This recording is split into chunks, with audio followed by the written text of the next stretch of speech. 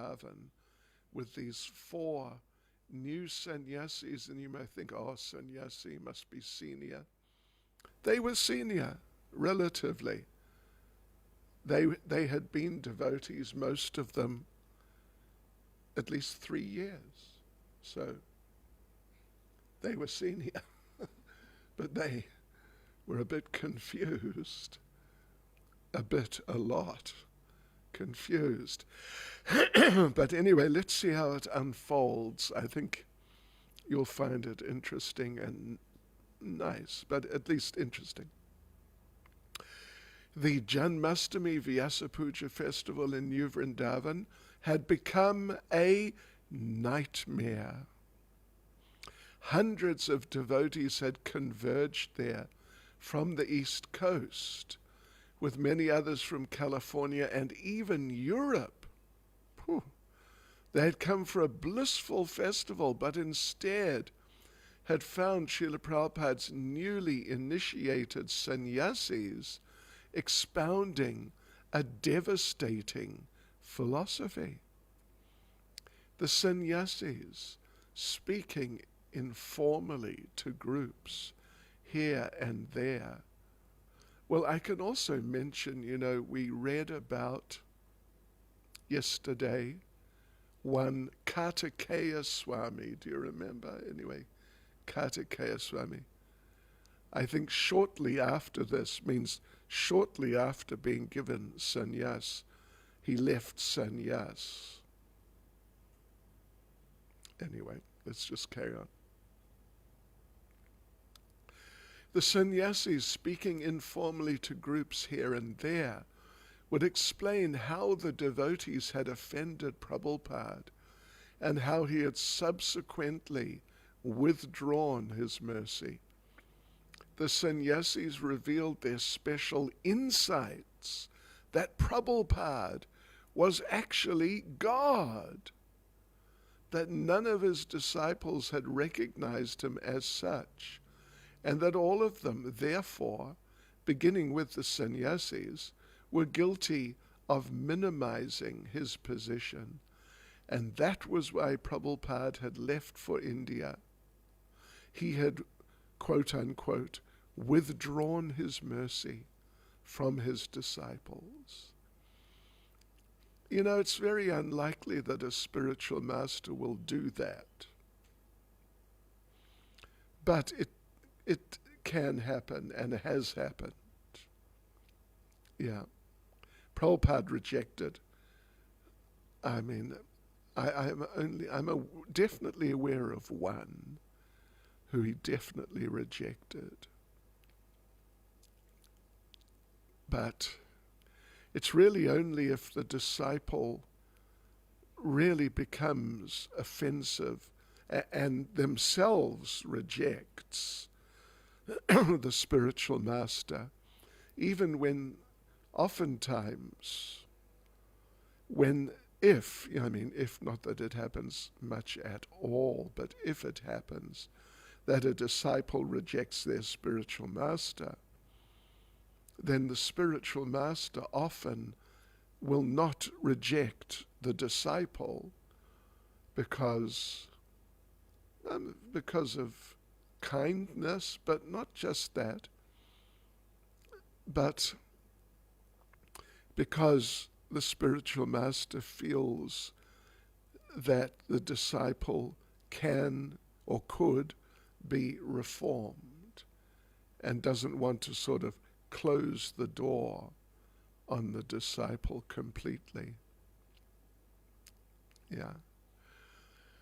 All right, so let's see. The devotees were devastated. None of them knew what to say in reply. The sannyasis, by their preaching, had projected gloom everywhere, which was proper, they said.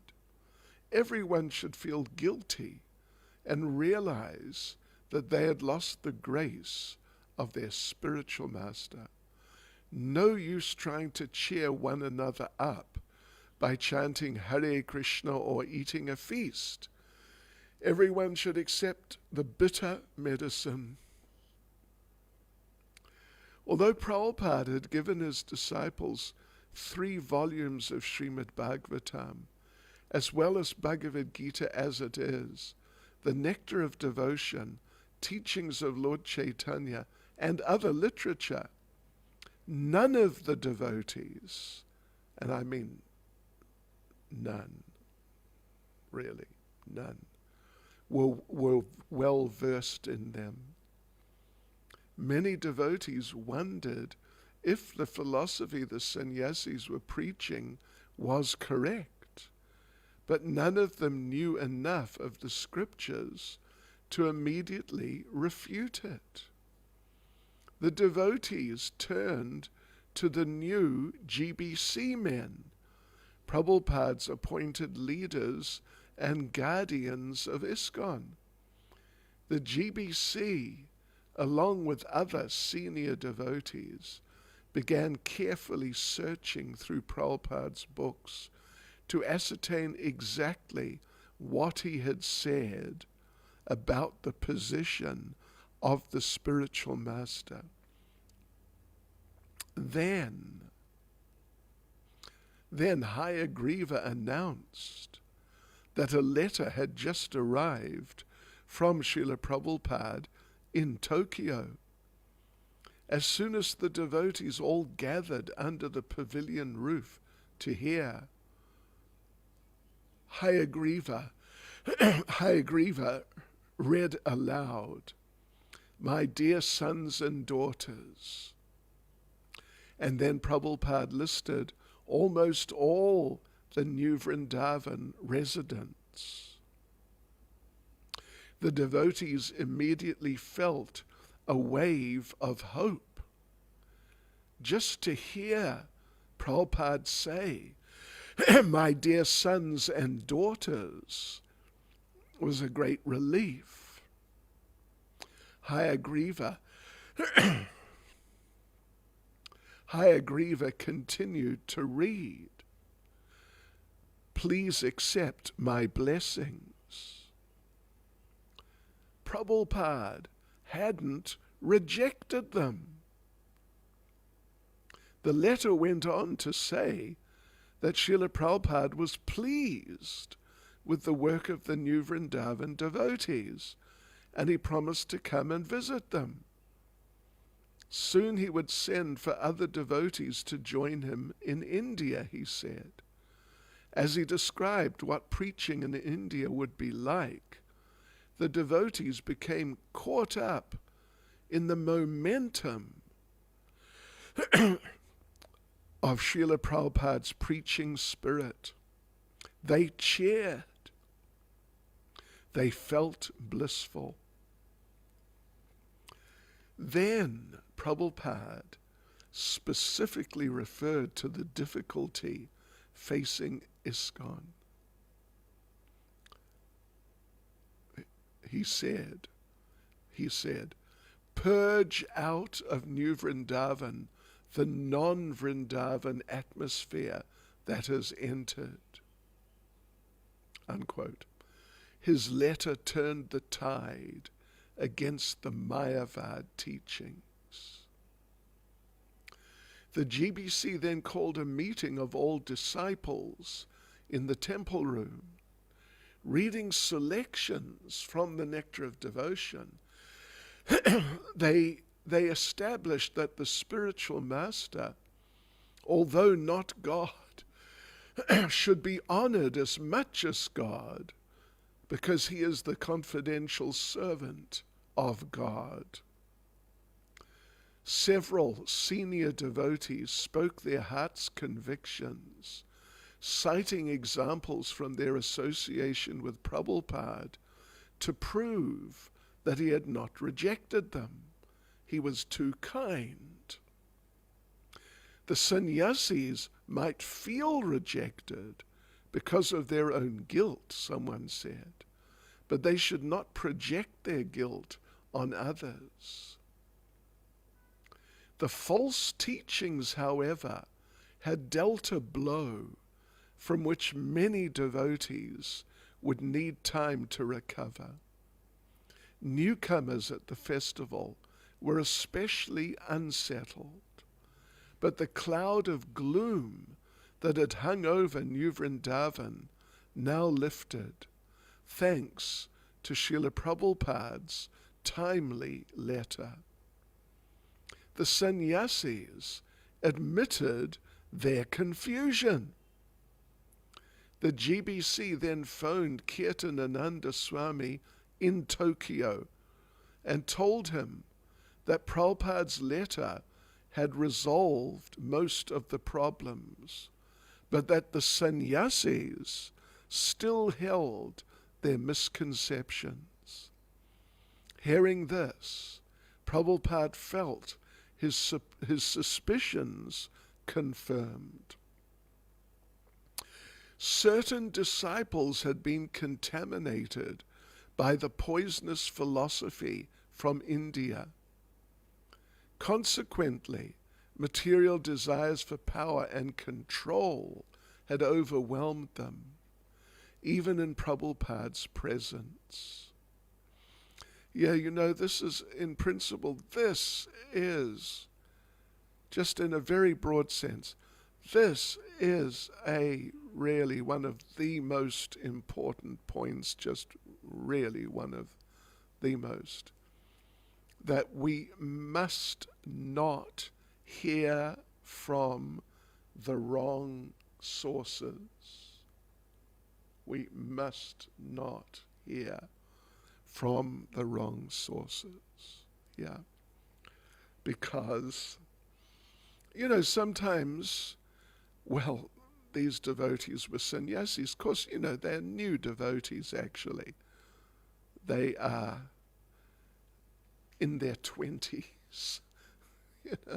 So they're new devotees, and they're just, when you're in your 20s, you're still a bit of a kid. I mean, let's face it, we've all been there.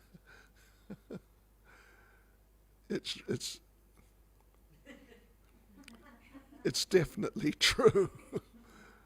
It's definitely true. Nice kids, but still kids. Yeah. I remember when I was 18, it's something that struck in my mind, one of those experiences that stuck in my mind. I was 18. I was walking along the street in this little shopping area near where we lived, and some little child pointed at me for no important reason and said, "Mummy, look at this, look at that man." And I thought, oh yeah, I'm 18. I'm a man. And then I became a devotee. And I remember the first time I heard Srila Prabhupada say, you boys and girls. And I thought, what, boys and girls? I'm a man. I'm big time. Anyway. Oh. Yeah, but it's so important, and sometimes devotees get, go a little dilly and say some wrong things. It happens. I mean, when I say devotees, I mean including devotees living in the temple. It can happen, and it does happen. Anyway, I don't want to get into details, but it definitely can happen, and sometimes does happen. And if you all, us all, hear something which sort of, strikes you as, for example, I mean, even if it's just, it strikes you as something which the devotees, because I mean, you've all heard many classes. You've all heard many classes. So if someone in a class or any time says something that, Krishna consciousness means this and that, but you haven't heard it described like that before, then, it's not impossible that it could be valid. But if you hear something which is you've not heard before in classes, then ask someone senior. You can ask me when I'm here, but you can ask Srila Damodar Prabhu. Yeah, I mean, he's the most, I would say, knowledgeable devotee here. And you'll get a good answer. And even if he can't, then, he can refer to me or Govardhan or Giriraj Maharaj. So then you can get clarification. So please bear that in mind, because like we just read here, that newcomers at the festival were especially unsettled.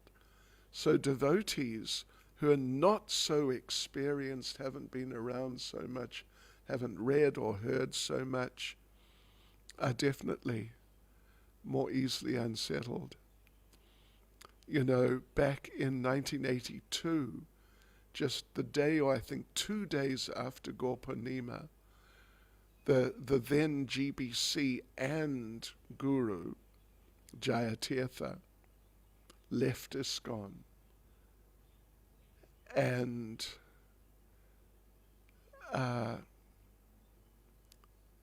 for not good reason. I mean, there couldn't be a good reason, but for crazy reasons, actually.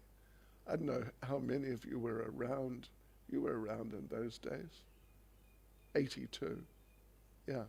Were you around 82? Not so much. Anyway, you weren't around, were you? So, and he was, I think, in India. He was in India, yeah. He sent one of his disciples, like a fanatic, to South Africa to preach to the disciples to leave and join him. And they did. Not all.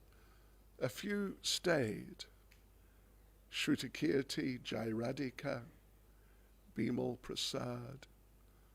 But listen to this. This is a good one. I don't know if you've ever heard this.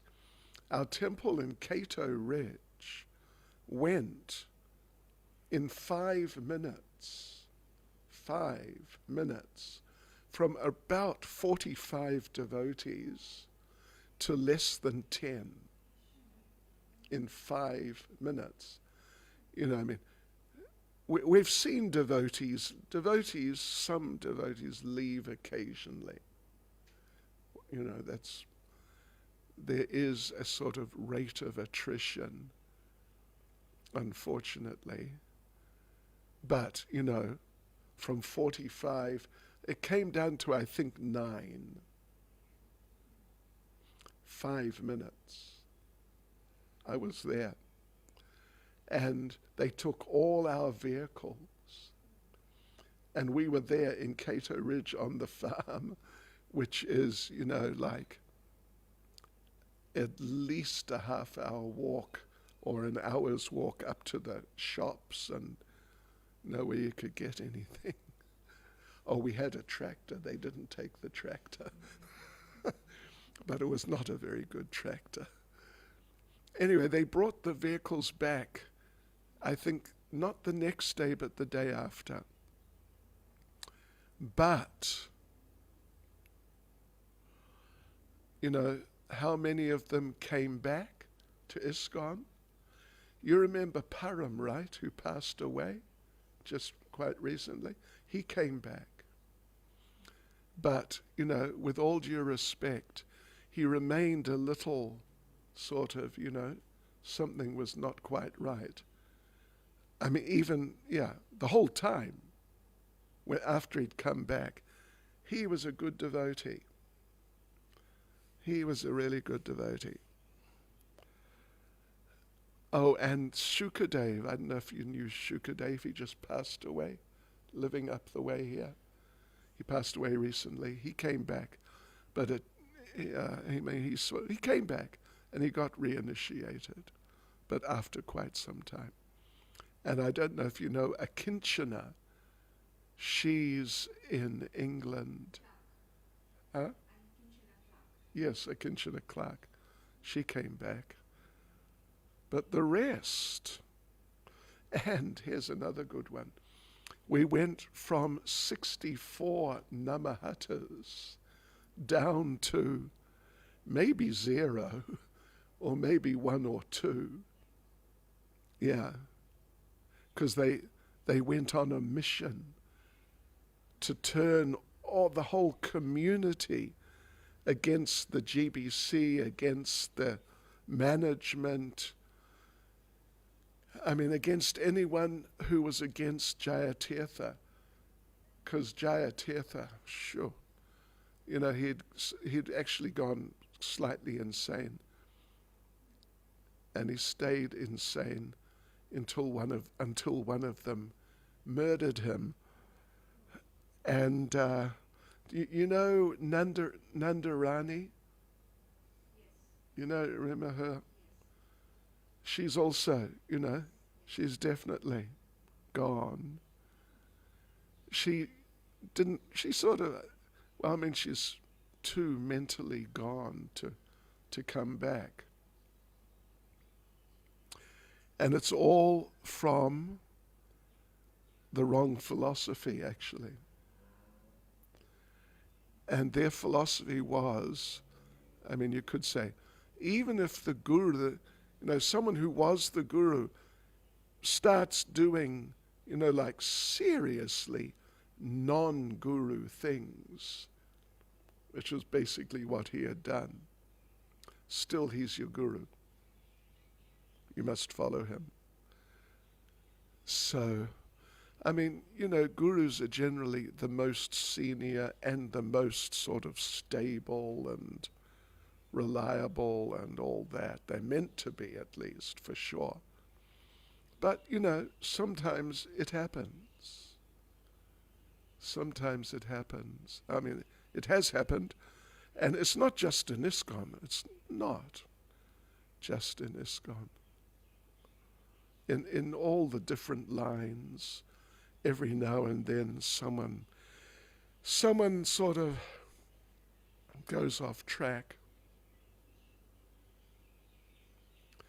Very rare, but it has happened. Anyway, sorry about that. But the point is, deviant philosophy and, all that sort of thing, watch out. Really. Watch out. And even, like the Gaudiya Math itself, they are the closest to us. They're closer than the other sampradayas, like the Sri Sampradaya. But they're philosophically, they're quite different from us, from Prabhupada, quite different. There are quite significant differences, put it that way. So anyway, if any of you, just speaking to you all, hear some devotee who you may even know saying some things, and you've not heard those things before, and so it strikes you, it's really important to get clarification, because otherwise you can end up in a really messed up state of consciousness. Yeah. So that was the bad news. Anyway, things are sort of looking up here to some degree. So, okay, turning to Tamal Krishna Sudama and the three sannyasis with him, because Tamal Krishna at this point was a householder, and Sudama, I guess, was a brahmachari. Prabhupada asked what they thought should be done with the previous day's philosophic drilling still sharp in their minds. Because, Prabhupada, what the previous day, got on their case and spent, I think, a couple of hours questioning them on their understanding of the philosophy.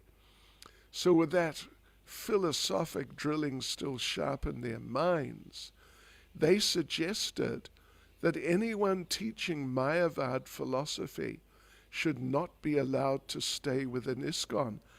Haribol. Anyway, they're new devotees, actually, but at least they sort of step by step they're getting there. Prabhupada agreed. If these sannyasis continued to preach Mayavad philosophy, Prabhupada said, they should not be allowed to stay in his temples, but should go out and, quote unquote, preach on their own. Tamal Krishna conveyed this message to the GBC in the United States, and Prabhupada was satisfied that the problem would be adjusted. He had created his GBC to handle such matters.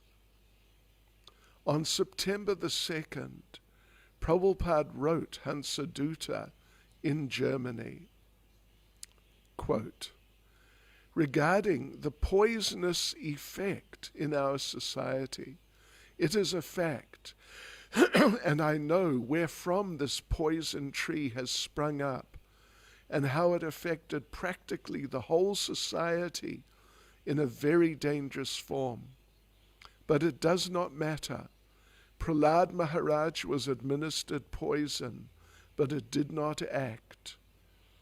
Similarly, Lord Krishna and the Pandavas were administered poison, and it did not act. I think in the same parampara system that the poison administered to our society will not act if some of our students are as good as Prahlad Maharaj. I have therefore given the administrative power to the governing body commission. To Hayagriva in New Vrindavan, Prabhupada wrote, quote, I am very glad to know that the GBC is actively working to rectify the subversive situation which has been weakening the very foundation of our society. All you members of the GBC, please always remain very vigilant in this connection, so that our society's growth may go on unimpeded by such poisonous elements. Your preaching in New Vrindavan, as well as intensified study of our literatures with seriousness, is very much encouraging. Please continue this program with vigor and re-establish the solidity of our movement. From the beginning, I was strongly against the impersonalists, and all my books stressed on this point.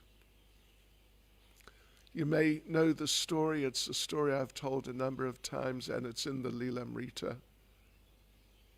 I think it's in one of the biographies, maybe it's in the lilamrita, that Srila Prabhupada, right in the beginning, where the oldest devotee's been a devotee 6 months at the most, or less, they noticed that Prabhupada is regularly, almost every class, he says something against the impersonalists and the Mayavadis. Almost every class, if not actually every class. And so the devotees were discussing it over prasadam. And and one of them said, yeah, he has a real problem with these impersonalists, these Mayavadis. And, I would have thought, the devotee said, I would have thought, if he wants to point out the faults with some group of people, why doesn't he point out the faults with the Christians? Because America's a Christian country. Where are the Mayavadis? What difference will it make here to point out the faults of the Mayavadis and impersonalists? And so devotees were sort of agreeing, yeah, it's quite extraordinary. And then one of them said, I think I understand. Swamiji is an old man. And old people, they get, a bit cranky sometimes. So I think that maybe Swamiji had some big run-in with some impersonalist Mayavadi sometime, and now he's just got a bee under his bonnet about these people, and it just comes out regularly. Yeah, anyway, that was their really childish attempt to understand. Okay, so my oral instruction as well as my books are all at your service. Now you GBC consult them and get a clear and strong idea. Then there'll be no more disturbance. The 4 sannyasis may bark, but still the caravan will pass. Because Prabhupada would quote a famous saying, the caravan means of camels. Well, the dogs may bark, but the caravan passes. Prabhupada wrote Satsvarupa in Boston, quote, I'm very glad to know that you are not affected by the propaganda of the sannyasis, that I am displeased with all the members of the society. I am never displeased with any member. Unquote. The worst was over, Prabhupada thought. For months, this problem had upset him and his writing. Relentlessly he had instructed his disciples for their own benefit and for the benefit of his movement. The disease had taken its toll, and that was unfortunate. But the devotees were being forced to turn to Prabhupada's books and apply their teachings, and that was the positive outcome. Now they should clearly understand the position of the spiritual master and never again be led astray by false philosophies or sentiment. Hare Krishna. Srila Prabhupada ki jai. Any comment or question? Yes. One moment. Oh. Yeah. Give it to her. Go ahead. Take the mic.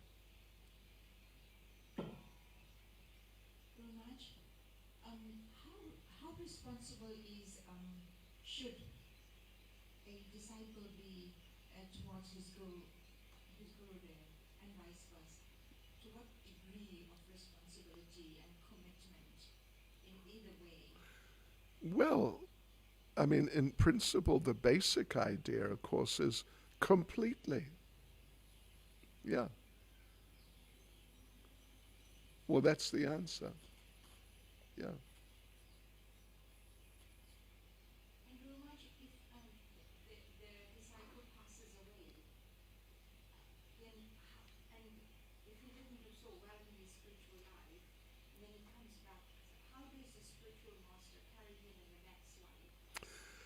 You know, Krishna is a very clever person. He'll work things out. And, you know, in that regard, there's the story of Bilvamangal Thakur, you know. His spiritual master, what was his name? I forget his name. But anyway, his spiritual master spoke to him, preached to him through the mouth of the prostitute, Chintamani. Yeah, instructed him.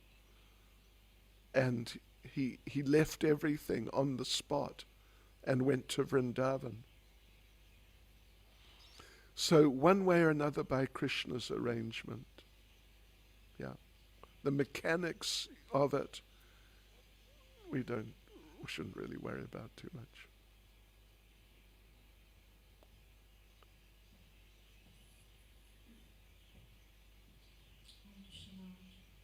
I was just thinking that these deviant philosophies has such an effect on people who hear them. You know that these devotees have actually lost their minds.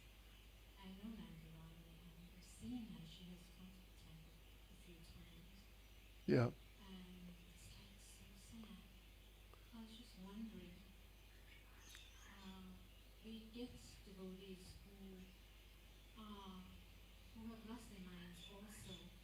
Is that due to offenses, or is that, I'm not sure. It's usually, you know, if someone was sane, but then they become insane, a devotee, it's usually due to offenses. Because I knew her before, of course. I was the temple president. She was in the ladies' Sankirtan party, and she was really a good girl. She really was. And you know this Japamala who comes, he was a good brahmachari.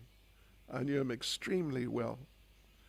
He was very good, Sankirtan devotee. But now, you know, I mean, he's one of the better of them, put it that way. But he's a little, you know, otherwise also. He is, yeah. But he's the best of a pretty bad lot, unfortunately, yeah.